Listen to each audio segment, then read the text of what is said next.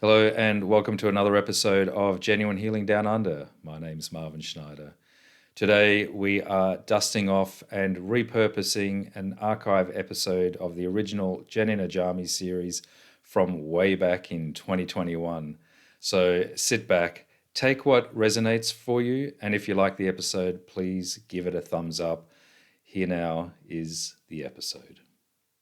Isn't it amazing how we're doing these sessions and covering interesting and important topics? It's interesting because I've had all this information inside of me, and it's like there's things that people want to know, and nobody has thought to ever ask me. You're Yeah, the first person who's ever thought to ask me. yeah, And that's a huge shift in consciousness. So thank you for you're all welcome. those people out there who are like suffering and nobody's hearing them. Thank you. You're welcome. And I mean, another part of participating in these podcasts, listening to them, is the simple act of doing that as well is creating a connection to you and then the information going into the collective. So there's a lot of very exponential benefits that flow through these podcasts. Yeah. So it's not about me being validated because we know I'm okay. But there's so many people out there who are being validated through this. And Yes. and not only humans, but inanimates. Darshan was just telling me how the inanimate world is coming more to life, and which is really important because it does affect our world. Can I explain something to you? Yes, It's like please. people who abuse energy, they suck up energy, power mongers. They Hmm. don't only suck up energy from other people, they suck up energy from nature and from from minerals, from inanimates.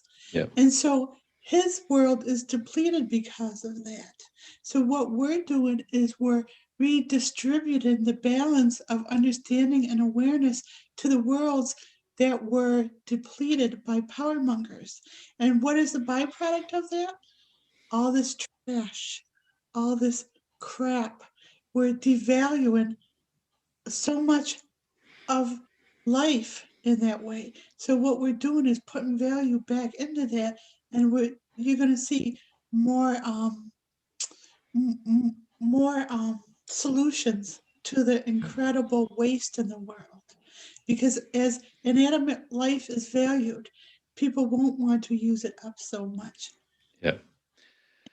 So today's topic area is around the topics of Mhm. mental health issues, and we'll introduce the concept of a rogue genius, and we'll talk about those things and see if we can connect the dots in 25 minutes in a way that is meaningful and that helps and is of assistance. So, mental health is obviously a very important topic area. A lot of communities are sort of becoming more aware of it, particularly in my country, in Australia, that there is a very big focus on mental health, particularly in men, because men typically are not that um, comfortable in experiencing and expressing those things. So we're going to talk about these, and we're going to talk about it in the context of a rogue genius. So if I could try and say something like a lot of people that are considered to be a rogue genius may be experiencing life in different ways to the majority. Would that be a good way of describing what a rogue genius is? Um, they have a different way of looking at life, and but they might not even know they're a rogue genius. They just might feel bad about themselves for not fitting in. They might not be able to reflect on how special they are because a rogue genius, on some level, knows they have something special. Yeah. And so much of the human experience is being beaten down if you don't fit in. So someone may not be able to reflect on their special qualities to like even think, wow, I'm a genius. I have these special qualities. They just so busy fighting the fight of being different that they can't reflect inwardly. Yeah. And as we were talking just prior to this podcast, you were saying something like, those that are considered to be a rogue genius are often accessing different parts of the brain and going into altered states. Can you talk about that? And then perhaps to give life to this, I wonder if you would talk about your experiences and how they might be different to the way that I experience the world, as a way of sort of bringing life into this concept. Well, I don't know how you experience this world. Um, it seems like you have a command of everything, like that has to do with this world, and I don't feel that command All as right. well. Well, how about if we do this? How about if you describe the way you experience your world, and then I can describe how I experience the way I experience my world, and that conversation might help people see a rogue genius and the dimensions of what that is. I feel everything. I know everything. I know I know what other things are feeling. I communicate with inanimate objects, even in the house. I had this big conversation with the onions. The onions, the bag of onions, they were in the porch. They didn't want to be in the porch. Why did I buy them if I'm just going to put them in the porch? They were smelling, and they were telling me to bring them in the house because why do they want to be in the porch? And so the thing is, and that's fun.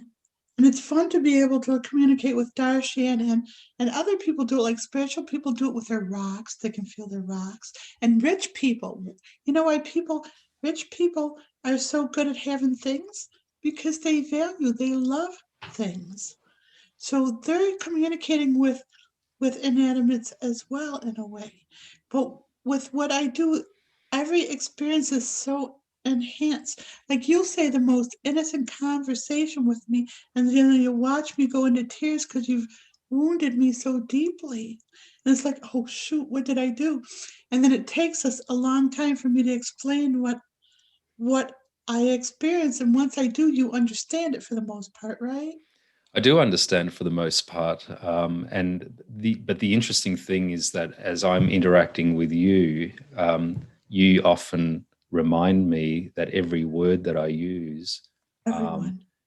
every single word sort of cuts through and has a particular resonance and brings up a particular memory. And because you remember everything, Yep. And it's not only every word, it's every inflection, yeah, every every um every keynote of your voice, every irritation, every every gesture, they all mean something to me. And I yeah, don't know if because like I had the alcoholic parent, so my mother was a probably a sociopath alcoholic. So I had to be heightened alert to just stay yeah. on my game. But it's even more than that. So I think the energy system of a person experiences things before it registers in their senses. Yeah. So it's not that I'm experiencing things that other people aren't. I'm registering them quicker than other people.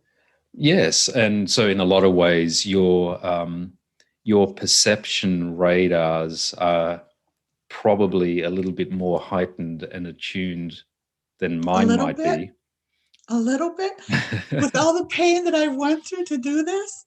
Yeah, a little bit. Yeah, no, exactly. And so the experience that you had growing up probably heightened and accelerated um, that capacity. But it is a core part of who you are and what you do and the way that you experience life, isn't it? Yeah, well, I think if I had any gift, it is to be able to articulate what I'm experiencing. So a lot of people have experiences when they're in their babyhood, or when they're in the womb, or when they're between lifetimes, or from past lifetimes, and bring it forward. To them, they can't untangle it and Yeah. understand what they're going through. It's just a bombardment, and I think that's what part of what panic attacks are: is all these sensations hitting you and not being able to untangle them. So what I'm able to do is untangle them for people and to articulate them. And so, no, you're not having a panic attack for no reason. You're remembering past lifetimes when you were murdered. You're remembering this horrific experiences before you were a baby and they're confusing. And you're remembering this stuff and experiencing it in the moment. So, so everything that's ever happened, ever to me, or even the people that I perceive from, is happening right now in the moment. That's right. And importantly, in all moments. Yeah, well, there is only one moment. When Yep. we're saying in all moments, this is important. What we're doing is we're bringing all those peripheral experiences that people are reacting to and they don't realize it. Like a lot of people who have like thyroid glands that are depleted, in their past, in their Akashic records, which I read. I read their Akashic records because they're Yep. stored in their DNA and I can pick them up and read them. So it's not foo-foo. It's actually, on some level, it's got mass and weight. I'm reading it. Yep. And so they're going through this murder. They're running for their lives and stuff. And they don't remember it. They're shut off from their past lifetimes. But Yep. I'm seeing them as they say, well, I'm depleted. The doctors are going to cut out my thyroid because it's not helping. I said, no, just stop running from the murderer. Yep. Just cut off, don't cut off an organ that you can use in this lifetime. Cut off the memory of the trauma. And that's how we go at it at a different rate with the sessions I do. We cut out the trauma, not the organs. That's right. And then in the previous session, you made the point that you're downloading all of your knowledge, insight, and providing the tapping, and everyone can do it. And that's absolutely true, and it's a true blessing to all of humanity. But because I've experienced a number of private sessions with you, and I've obviously listened to and watched many other private sessions, there is something that happens that's very special in a private session that the client is able to benefit from, on a scale, degrees of magnitude, so 10 times or 100 times, or even 1,000 times greater intensity and speed than what they may be able to do if they're doing it on their own. So there is something magical about having a private session with you, and the way that you sort of can see that and go in, dissect without the client having to relive all of that pain and then just relieve it. You want to know what the secret sauce is?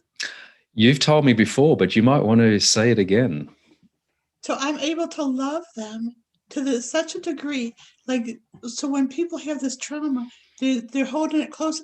Their ego is actually threatening in them, say, nope, you can't show this. If you show this, you won't be loved. You'll be whatever. Mm-hmm. Whatever threat the ego is given to them, I go beyond the ego and I love them anyways. And I go, you're awesome beyond this. Yep. And so they can relax, and then I can pull it away from the ego. Yeah. And it doesn't feel good. People get mad at me because it feels like it's ripped off, and then they feel good. And then they like come at me and attack me. Oh, Jen, she's so thoughtless. Jen, she doesn't know what she's doing. But you've watched it over and over again, right? I absolutely have. And one thing that I will say for anyone that hasn't had a session with Jen and is contemplating having one, have it, because there's nothing like it, nothing on the planet like it. And so when these issues are being addressed and you are ripping layers and you are staring down the ego, so in the moment, it might feel a little bit raw, and a lot of the sessions are quite confronting. But the shifts that go on, the amount of healing that goes on is just, next level. You can't compare it. So that's a good little reminder. So can I ask you though? It's because you've had private sessions with me. I've had many, yes. And you said I've ripped layers off you. I don't. Oh yes. I didn't need to go after. Well, yeah. So yeah. So what would you think in yourself was the most major shift before sessions with Jen and after in yourself? So prior, I had a difficulty in experiencing and expressing love, and so I think that's been a really big shift. Oh, good. Many others, but yeah. So you spoke a little bit about the way that you experience life. And the reason why I wanted to explore that topic is because a lot of people might consider you to be a rogue genius. And so if we've got a reference point, then we kind of know what we're talking about. And just to round that part of the conversation out, I clearly don't experience life in the way that you do. I don't feel every word. I don't pull up all of the engrams, in this moment, in all moments.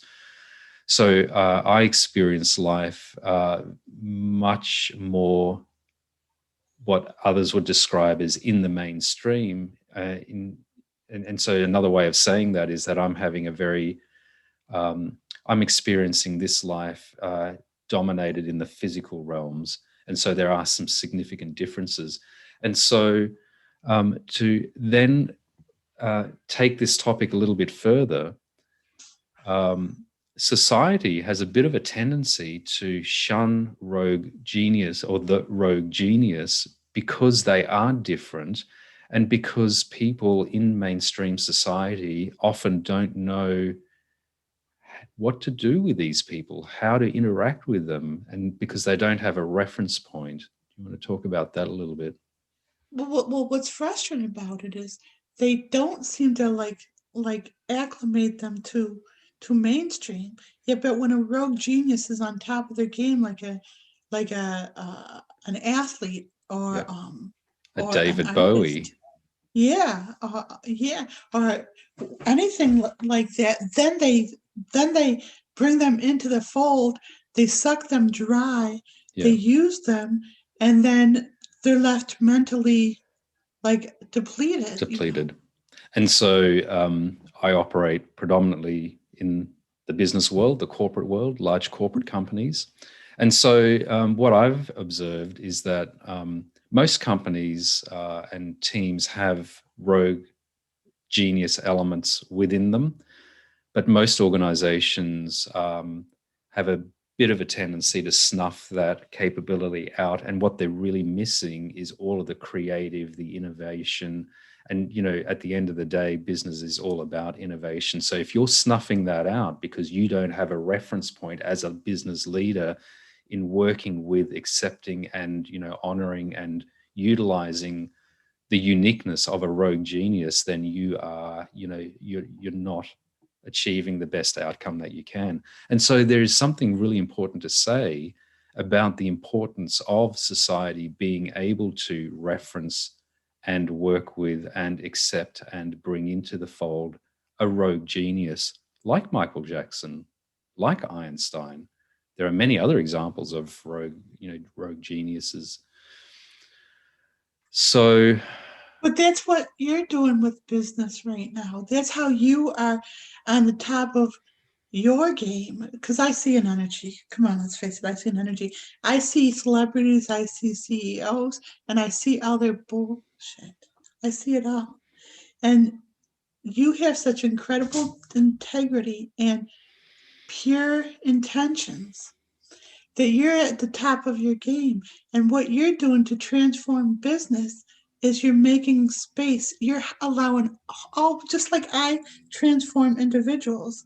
yeah. And I help them relax their atoms so they can be comfortable in their own skin. You're doing the same thing for whole businesses. And, Right. and I can help you there. Yeah. Absolutely. And you are helping with that. And in a lot of ways, one of the motivations for doing this podcast series is to create a reference point in the mainstream for those that are operating in the intangible realms. So this podcast is part of that process of mainstreaming a rogue genius and helping people kind of recognize it and then work with it and harness it and so on, rather than grinding them down, ostracizing them, shunning them out. So the thing is about a rogue genius is if they're having a reaction to something, I mean, you see me have strong reactions, and it could be something as small as a word or Trigger. eating the wrong thing, but there's tons of them. Everything's a trigger. That's why I control my environment so I know what's coming in and know what's a trigger. Yeah. And so if you can work with someone, and if you have these triggers, if you can work out what they are and avoid them, and if you can work with this Yeah. and allow people to have those experiences and not isolate them, Yeah. but form a common ground where they can understand that, hey, you're not crazy, you're not you're not a throwaway. We don't have to reject you or judge you or abandon you. Yeah. We want to figure you out because you have some secrets here and they're worth knowing. And it doesn't mean you have to save the whole company, Yeah. but having you and your ability to expound on things is valuable. So Yeah. there are some techniques to help the rogue genius to And acclimate. and before we go there, I think it is worth mentioning the point that we've spoken about a rogue genius, but let's just bring it back, connect the dots back to mental health issues. And it's quite possible that some, if not many people that others diagnose as having, experiencing mental health issues might simply be having experiences not dissimilar to a rogue genius. And so if we can connect those dots, then we destigmatize mental health issues. And then, once we've done that, then the next obvious question, and back over to you, Jen, is so two questions, if we can close out this series on these two questions and address them. So the first question is, how can the rogue genius have a better experience in the physical realm? What is it that you can do, perhaps tapping other things, that will help a rogue genius identify the experiences that they're having and then better experience in the physical realm? Well, the thing about a rogue genius, and I hear this from everybody. There's some common there's some common experiences that happen to most humans, and they think that they're special to them. And one is feeling different. Nobody will understand me. Nobody gets me, Yeah. right? Yep. And that is like the commonality to the human condition. So if you feel different, know that that's you tapping into the collective. We all Yep. feel different. We're supposed to feel different. We are different. Yep. That's not a stigma. That is the norm. Yep. So shifting that. That's a great reminder, just because a lot of the fear or uncertainty is a feeling that I'm different in some way. And the short answer is, well, of course you are, because everyone is. But what happens in so many people, and they don't understand it because we're not allowed to like explore our past lives, is in lots of people, when you were different, Yeah. you were pulled out of the crowd, you were tortured, you were sent to war, you were sacrificed. If you were too pretty, you were sacrificed in the volcano. If you Yeah. spoke up too much, you were tortured in front of the king. If you like looked different, act different, you were a spy. So Yeah. all these experiences trained you not to be different. Yeah. And so now the upliftment of consciousness in the world is like, oh, forget all that, forget all of that, and be different because that's where your salvation is. So, Excellent. And then the second question is, how can the mainstream, so people that operate in the mainstream, better appreciate and harness the uniqueness of the rogue genius, and those that might be considered to be sort of operating in the realms of, mental health issues? So how can the mainstream better understand, connect with, harness, utilize, appreciate? by embracing their own flaws, anything that they think of as, oh no, they can't know this about me. Oh, I gotta hide this. I gotta be perfect. I gotta like be beautiful. I gotta be 6'8", whatever. All these ways are ways to like feel like you gotta overcompensate for these. And instead of trying to overcompensate, do the opposite. Did you ever see? Do you guys have the show Seinfeld and Absolutely. there's this goofus little loser kind of friend, George Costanza, Oh, yeah. and he decided to do opposite day. He went up to this beautiful woman and he goes, I'm 5'4", I'm short, I'm broke, and I live with my parents. Do you want to go out with me? And she said yes. So he decided to do everything opposite of what he thought he should be. And that was the salvation to him being successful. Oh. And so one thing that I might say as we close out this episode is, in my experience in working with you, because you do react and you do have reactions that What do you mean often, by that? so oftentimes, so I can't preempt the reaction. It's like we're interacting and you have a reaction. And sometimes it's not necessarily in relation to what I'm particularly doing. It's just you're having a reaction on behalf of the collective.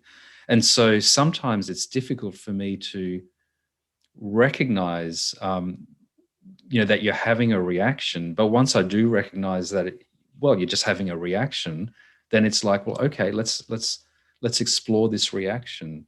And Here's so, another thing. Oh, sorry. yep, that's pretty much what I wanted to say. I'm sorry. That's okay. It's a habit from doing sessions because I don't let people talk because they want to just. I apologize for that. But here's something for the collective to know. As an individual, whenever you have an experience, Yeah. you think it is something you're taking into yourself. Yeah. It's not. It's not. When you're having an experience, it's especially now in this level of consciousness, you are feeling things for the collective all Yeah. the time, because if I'm feeling them, you are as well. So Yeah. you're feeling these experiences of others and you're pulling them out of yourself. Yeah. So instead of think of it as something that's being nailed into you, which happened all your lifetimes, it's just being something pulled out, and just watch it leave and just relax with that, and don't own it. Don't talk about it. Don't say it's my issue, my this, my that. No, it's just an experience passing it through and leaving through you as a door. What a great way to contemplate and end this episode. Thank you very much, Jen. Thank you, Darshan. Thank you, listeners and the audience. Please like, comment, all the other social things that people do on social media. Share. And we look forward to catching up with you next time. Bye for now. If you like this content and you appreciate the work that we're doing to uplift all of humanity and to help heal your body, mind, and soul, please consider becoming a Jenuine Healing premium content subscriber. Simply jump onto the Jenuine Healing website, jenuinehealing.com with a J, and click on the purchase button on the top menu. Scroll down, there's a premium content option. Click on that, sign up. It's a simple monthly plan for $20 a month, and you will have access to all of the premium content that we put up on the Jenuine Healing website. We look forward to catching you next time, and bye for now.